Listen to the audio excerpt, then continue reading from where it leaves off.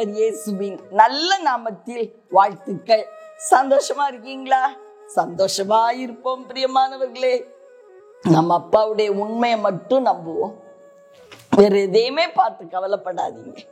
எசேக்கியேல் தீர்க்கதரிசியின் புத்தகம் 12ஆம் அதிகாரம் 25வது வசனம். நான் கர்த்தர், நான் சொல்லுவேன், நான் சொல்லும் வார்த்தை நிறைவேறும், இனி தாமதியாது. அவ்வளவுதான். நான் கர்த்தர், அதனால நான் உனக்கு வாக்கு கொடுப்பேன். நான் கொடுப்பேன், வாக்கு கொடுப்பேன். எதை குறிச்சு கொடுப்பேன்? உன் எதிர்காலத்தை குறிச்சு, உன் வாழ்வுல நான் வச்சிருக்கிற திட்டங்களை குறிச்சு, உன் ஜெபத்துக்கு நான் கொடுக்கிற பதில குறிச்சு நான் உன்னோட பேசுவேன், உனக்கு வாக்கு கொடுப்பேன். நான் சொன்ன வாக்கு மாறாது, மாறாது, இனி தாமதிக்க மாட்டேன் அப்படின்னு இன்னைக்கு ஆவியானவர் நம்மோடு கூட பேசிக்கொண்டிருக்கிறார். நான் உன்னோடு சொன்ன வார்த்தை நிறைவேறும் அப்படின்னு சொல்றாரு. ஒருவேளை நிறைவேறலையா பிரியமானவர்களே? இன்னும் நிறைவேறல அப்படின்னு கவலையோட இருக்கீங்களா? ஏன் தாமதம், ஏன்பா தாமதம், என்னால தாங்க முடியலையே, அது நடக்கிறதற்குரிய சைனே இல்லையே சொல்றீங்களா? பிரியமானவர்களே, அடையாளம் அல்ல. கடந்த நாட்கள் ஆவியானவர் என்னோடு அதிகமாய் பேசிக்கொண்டிருக்கிற ஒரு காரியம், மகளே, அடையாளத்தை நம்பாத, என் உண்மையை மட்டும் நம்பு. அடையாளமே இல்லையே அப்படின்னு நீ வாயை திறக்கும் போதெல்லாம், அப்பா உங்க உண்மைக்காக நன்றின்னு சொல்லு. நான் உண்மை உள்ள தேவன், வாக்கு மாறாதவன், நான் சொன்ன வார்த்தையை நான் நிறைவேற்றி கொடுப்பேன், இனி தாமதிக்க மாட்டேன் என்று இன்று உங்களோடு பேசிக்கொண்டிருக்கிறார். வார்த்தை நிறைவேறதுக்குரிய அடையாளம் ஆபிரகாமுடைய வாழ்க்கையில இல்லை. உனக்கு குழந்தை கொடுப்பேன்னு சொல்லி 25 வருஷம் காத்திருந்தாங்க. எவ்வளவு கஷ்டங்கள் அனுபவிச்சாங்க. கர்ப்பம் செத்து போச்சு இல்லையா? ஆபிரகாமுக்கு சரீரம் செத்து போச்சு. குழந்தை பிறக்கிறதுக்குரிய வாய்ப்பே இல்லைங்க, இல்லை.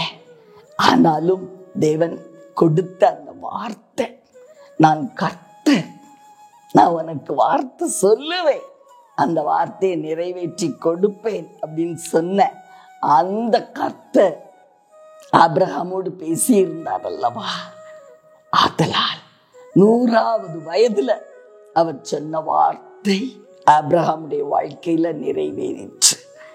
இன்னைக்கும் உங்களோடு கூட அவர் சொன்ன வார்த்தை இன்னும் நிறைவேறலன்னு கவலையோடு இருக்கீங்களா?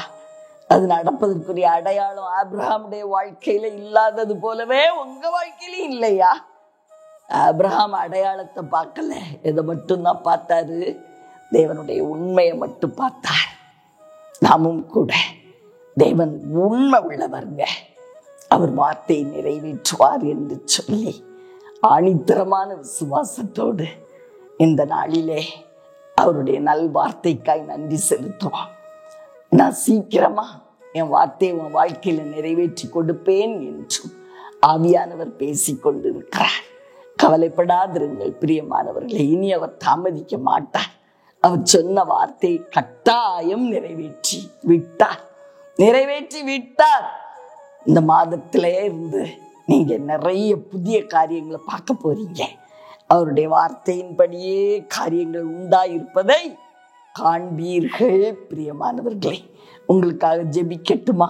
தகப்பனே, அருமையான நல்ல ரட்சகரே, ஆவியான தெய்வமே, எங்க மத்தியில ஒரு விச கடந்து வாங்கப்பா. உங்க மகிமையான பிரசன்னம், உங்க மகிமையான பிரசன்னம் என் ஜனங்களுடைய வாழ்வை மூடி கொள்ளட்டும்.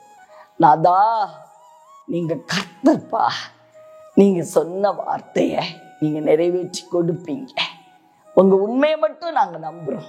சூழ்நிலைகள் எல்லாம் எங்களுக்கு சப்போர்ட் பண்ணலனாலும் கூட உங்களால முடியும் ராஜா. உம்மால் செய்யக்கூடாத அதிசயமான காரியம் ஒன்றுமில்லை.